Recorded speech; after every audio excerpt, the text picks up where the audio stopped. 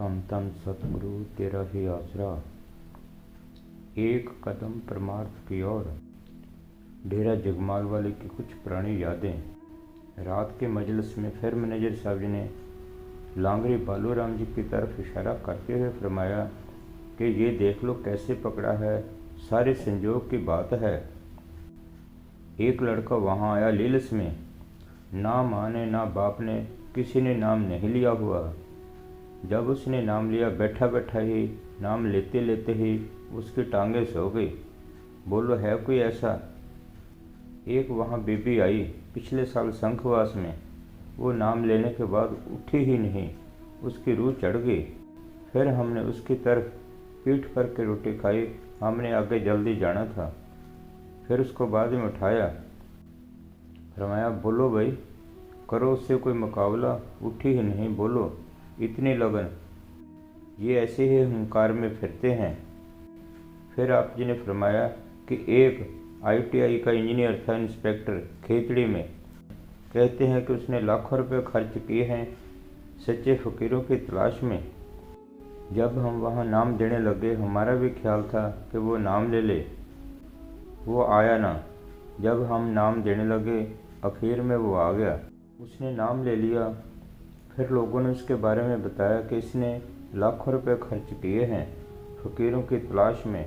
फरमाया कि कदर भी उसी को होती है जिसके अंदर तड़प होती है।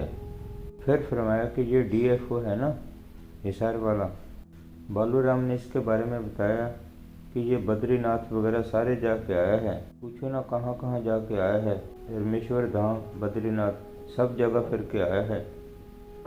वहाँ क्या एक नाम है पता नहीं, बिंद्राबन है कि कहाँ। 14 मील पैदल जाते हैं नंगे पाँव, वो भी करके आया है। इसने सब कुछ किया है। फरमाया कि कदर भी उसी को होती है। फिर मैनेजर साहब जी ने DFO के बारे में फरमाया कि जूती भी पहन के नहीं आता, बाहर ही रख के आता जूती जीप के अंदर। देख लो इतनी कदर। जब हम इनके घर गए, उसी वक्त इसने जूती खोल दी। फिर मैनेजर साहब जी ने वही मजबून दोबारा पढ़वाया कि मालिक के घर में सब कुछ है मगर दीनता नहीं है। फरमाया कि अगर आप दीनता नहीं रखोगे तो सीखोगे क्या। फिर 84 का चक्कर तैयार है भाई, कई कई जन्म लगेंगे। उसके बाद छोटा सा होके चलो रे मन मेरा शब्द बोला गया। फिर आप जी ने एक और मजबून शेख सादी साहब का पढ़वाया कि उन्होंने कितनी दीनता रखी है। ठंडे साहब भरते फरमाया कि हाय हाय, ऊंचे पानी ना टिके नीचे ही ठहराए, नीचा हो सो भर पिए ऊंचा प्यासा जाए। फरमाया कि जो ऊंचा बना बस गया, ख़त्म है। फिर आप जी ने भाग एक में से एक मजबून निम्रता धारण करने से सच्ची बड़ाई प्राप्त होती है पढ़वाया। फरमाया कि जो शख्स अपने आप को नीचा समझता है वही सबसे ऊंचा बनता है। फरमाया कि बोलो भाई, सोचो, हटा लो, हरिजन बैठे हैं अफसर बने, हटा लो। फरमाया कि उनका पानी भरोगे जाके। फिर आप जी ने सख्त ताकीद करते फरमाया कि साधुओं की तालीम को, पूर्ण ताकतों की तालीम को इन अहंकारी साधुओं ने ही खराब किया है। लोग समझते हैं कि ये तो साधु हैं, मगर उन्होंने ही तालीम को खराब किया है। उनके पीछे लग के वो भी खराब हुए हैं। फिर आप जी ने डोली हुई दुनिया का सहारा भाग एक में से एक मजबून पढ़वाया, जिसमें लिखा था कि महात्मा लौट के साहब जी फरमाते हैं कि मेरे पास 3 कीमती चीज़ें हैं जिनकी मैं कदर करता हूँ। फिर मैनेजर साहब जी ने फरमाया कि फ़कीरों को धक्के किसने दिए? गुरु नानक साहब जी को धक्के किसने दिए? सोचो, गुरु नानक साहब जी ने पहले ही कह दिया था गुरु अंगद साहब जी को कि आप खडूर साहब चले जाओ, यहाँ तुम्हें खराब करेंगे ये लड़के और संगत। फरमाया कि गुरु अमरदास जी को लातें किसने मारी? गुरु अंगद साहब जी के लड़कों ने, साधुओं ने। हुक्म किसी ने ना माना। फिर आप जी ने महात्मा लौटके वाला पूरा मजबून पढ़ाया। फरमाया कि सुनो, ये 3 चीज़ें क्या काम करती है। जैसे ही पाठ्य किताब पढ़ने लगा तो अचानक लाइट चली गई। तो मैनेजर साहब जी कहने लगे, ओ बेईमान, चलो गैस ले आके रखो। थोड़ी देर बाद ही गैस जला के बरामदे में रखा गया। फिर दोबारा मजबून पढ़ा। मैनेजर साहब जी ने फरमाया कि हाँ, दयालु होने से बहादुर हो सकता हूँ, दया रख के।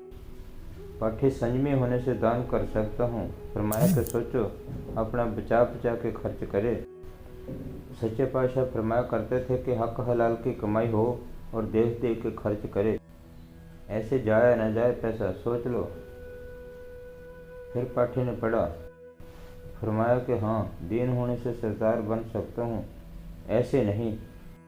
फरमाया कि ये गुण भी किसी ने ना उठाए कि भी कैसे फ़कीर हमें पकड़ते हैं, कैसे हमारे साथ दीनता से बर्ताव करते हैं, वो गुण भी ना लिए किसी ने। फिर फरमाया कि फ़कीरों से किसी बिरले ने फ़ायदा उठाया है, इसीलिए 84 में कई जन्मों के पड़े हैं, अभी तक तड़पते हैं रोज। फिर फरमाया कि नाम दिया था ना इनके बालूराम के गांव निमोद में वो बीबी ऐनक वाली जो उठी ही नहीं थी, नाम लेने के टाइम में उसका ऐसा ख्याल अंदर लग गया कि एकदम वो ऐसे बदल गई, एकदम उनका अजीब हाल हो गया, पूछो ही ना। फरमाया कि दादू जी ने राजू को कहा था ना कि राजू तूने किया गजब, सिर पर बंधा मोर, आया था हरि मिलन को, चला नर की ओर। फिर फरमाया कि ये बाबरी शाबरी कैसे पकड़े हैं सतगुरु ने, देख लो भाई।